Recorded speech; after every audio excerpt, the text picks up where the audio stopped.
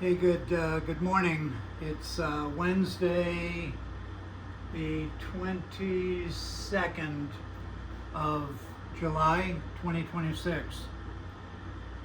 And I wanted to talk just a minute or a few minutes about Purflings.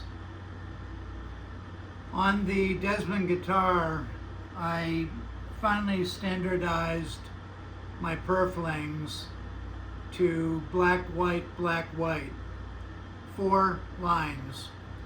And when I started making guitars, I used to do 6 lines. I've done different things through the years, but I finally standardized to 4 lines. Black, white, and all 20 thousandths of an inch. So I use a caliper, and I make sure I start with my veneer at 20 thousandths. That's usually what veneers are made these days. In the old days, they used to be 1/28th of an inch, which I think comes out to be about a half a millimeter. But nowadays, most veneers come at 20 thousandths of an inch. So I start with black veneer and maple veneer, dyed black veneer and maple veneer. And I cut a 4-inch wide piece of both.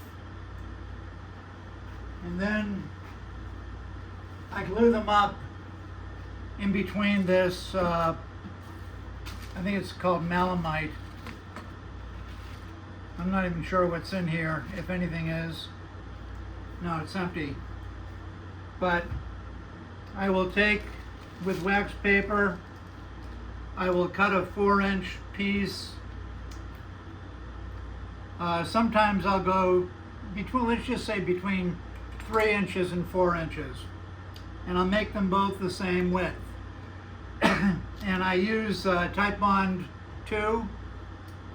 And I will put glue on one of the pieces, doesn't matter which one, and then I'll put them both together and I'll fold them up into some wax paper.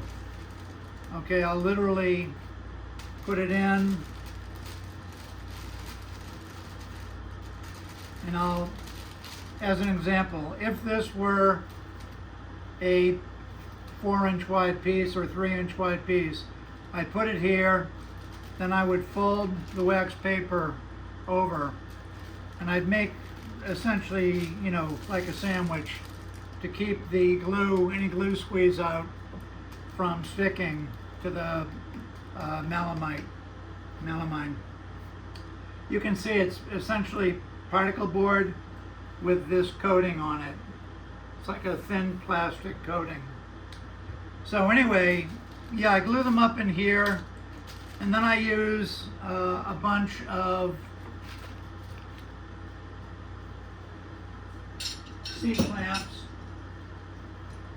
These are like 4-inch C-clamps.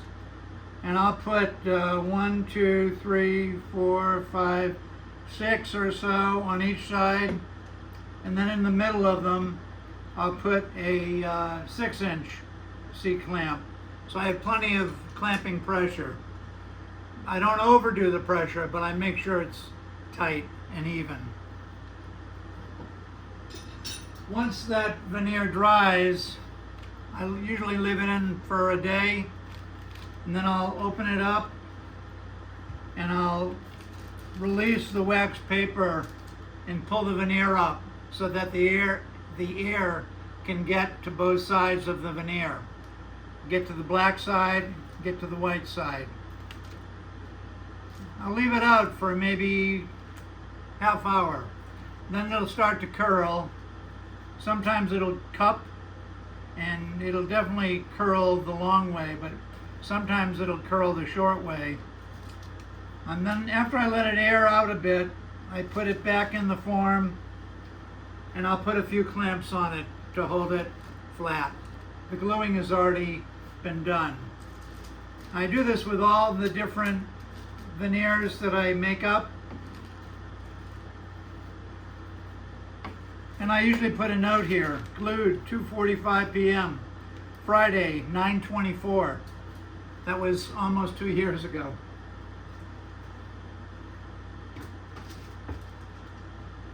Okay, so I'm gonna just do one of these for you.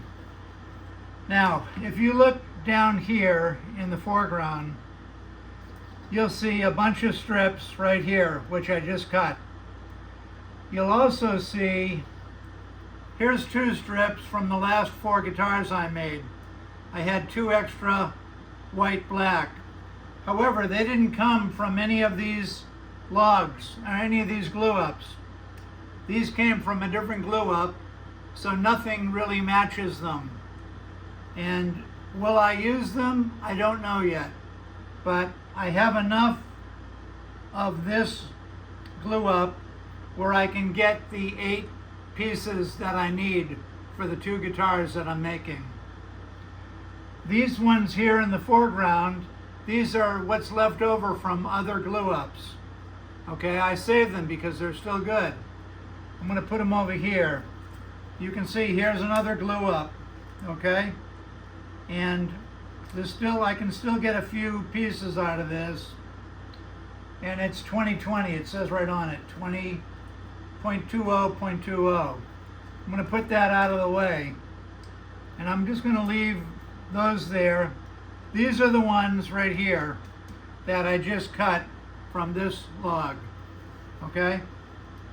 So, what I'm going to do here, the first step I'm going to do, I'm going to cut one of these so you can see. I'm going to cut these at 1/8 of an inch. So I'm going to mark the 1/8.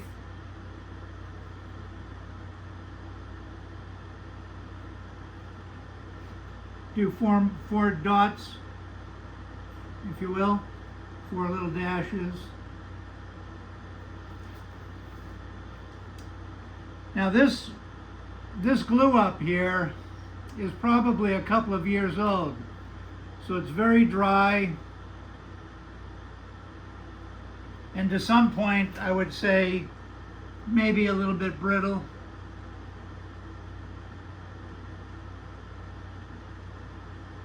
Okay, there are my 4 marks. I got a nice sharp X-Acto blade in my utility knife. I've got a nice straight edge that I really like. The secret ingredient here to cutting these strips by hand is to wet the glue up. You just sight it here. Looks okay. So now that I have it marked, I'm going to go off to the side here. I got some warm water. And I have a rag. And I'm just going to wet. Don't forget, this has been glued together with Type 1 too, so it's water resistant. And I'm going to wet that, both sides, to introduce some moisture to the veneer while I cut it. And that is going to make cutting it much easier. Okay? So now I'm going to cut it and you can watch. It's nothing fancy here. Take my straight edge and I'm going to go from the first dot to the third dot right there. That's good. And I'm going to start my first cut very lightly. Now the problem here is that I'm running out of material, so it's going to be more difficult, so I have to go very slowly. I'm doing a very light pass to my first dot. I'm just going to stop at my first dot. Another sort of medium pass. I'm going to watch out I don't cut my thumb. Alright, it's already starting to cut through. And the reason that it's cutting is, you can see here, all right? The reason it cuts so easy is because I wet it. Now I'm going to line up for the second cut. I'm going to start lightly, very lightly, to the second mark. I'm going to go just a tiny bit deeper.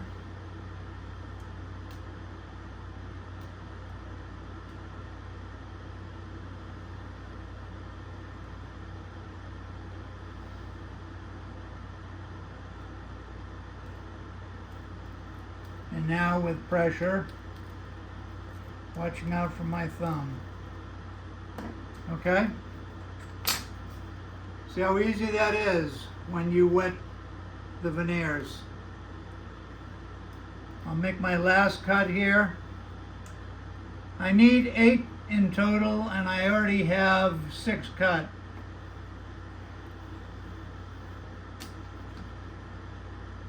Just a quick demo. How much easier it is to cut it when it's wet.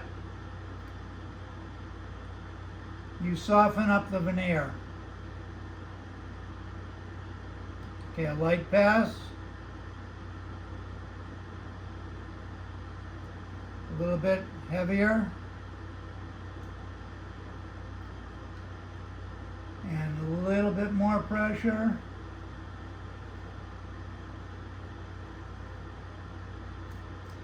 And this one more pass should probably do it.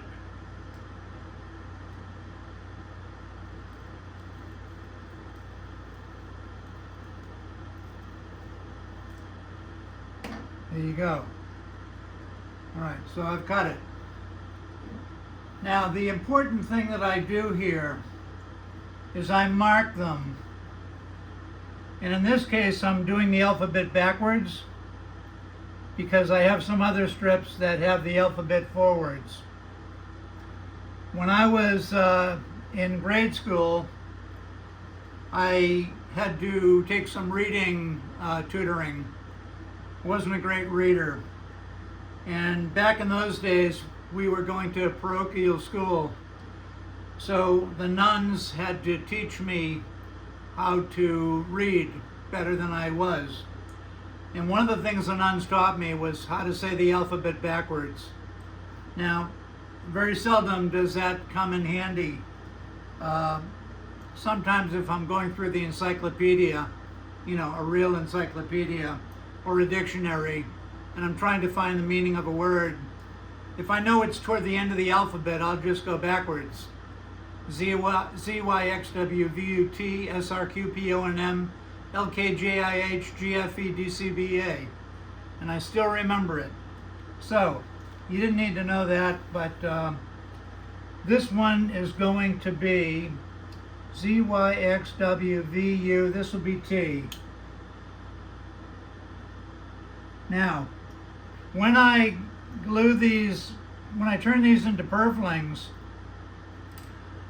I'm going to make sure that they're always in sets, so that when I do the left side of the guitar, the bass side, let's say that was Z. Well, this one is going to be Y. And then the doubling up to get the 4 lines, the next one will be X. And the next one after that will be W. Z, Y, X, W. Okay? So I do that to keep them in the row that they were cut, because the veneer can, you know, wander a little bit in thickness. It might be 20 thousandths, it might be 19 thousandths, it might be 21 thousandths, whatever.